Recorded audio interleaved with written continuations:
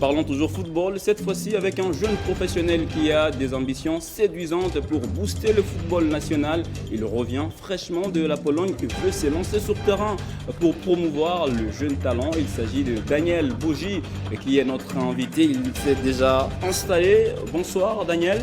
Bonsoir. Alors, nombreux, soit plusieurs téléspectateurs vous voient peut-être pour la première fois. Ils voudront vraiment savoir d'où venez-vous et quand est-ce que vous avez commencé avec votre carrière professionnelle. Ok. Déjà, merci pour la question. Je me présente, je m'appelle Daniel Boji. Je suis congolais.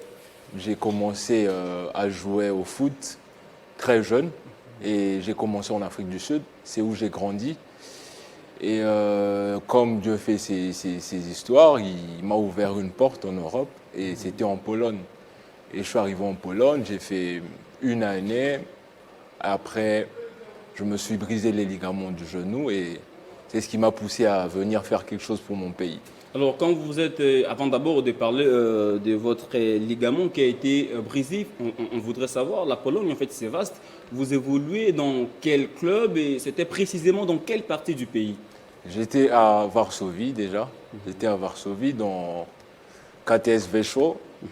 Et c'est dans la capitale.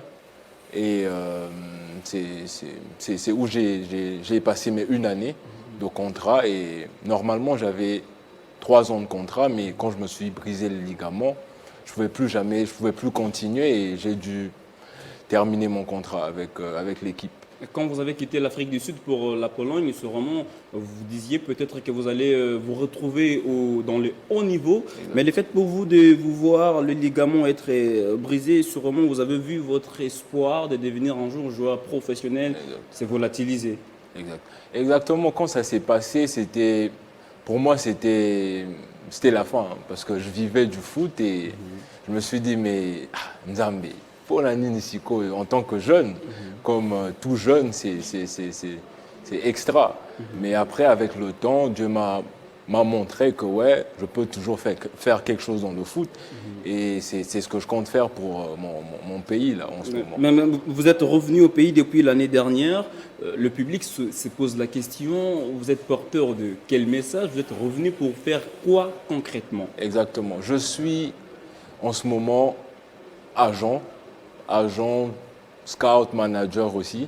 Je travaille avec une très grande agence de football et nous comptons, enfin je suis le représentant au Congo, l'unique, et nous comptons prendre et tirer des talents qui nous viennent du Congo, des Congolais, parce que c'était...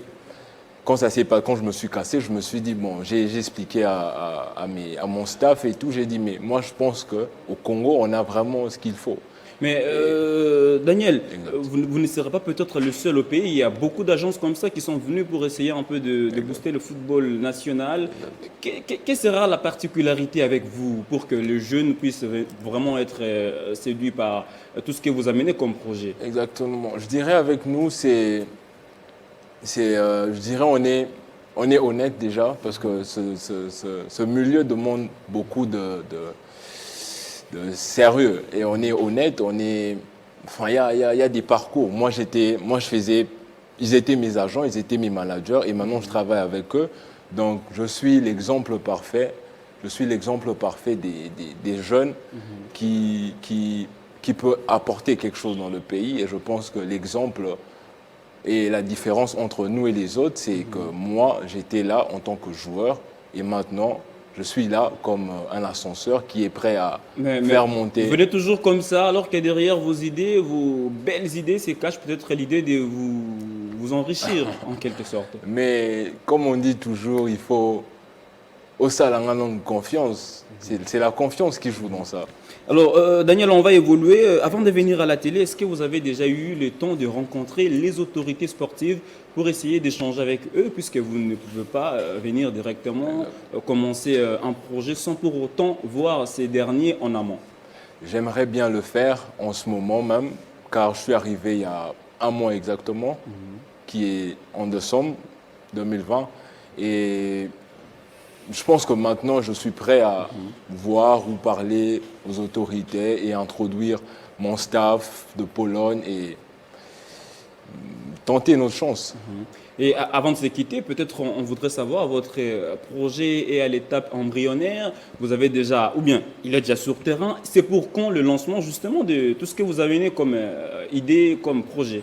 Le projet est déjà sur terrain, mais au Congo, on n'a pas vraiment encore commencé.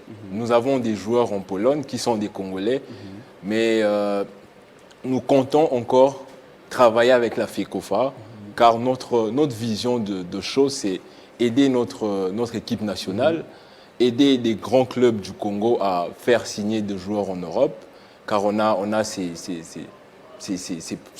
possibilités-là qu'il faut. Et je pense que tout revient aux autorités et aux clubs de faire confiance et de m'accorder peut-être un temps. Un dernier message au public qui vous écoute? Je dirais que il faut jamais abandonner déjà.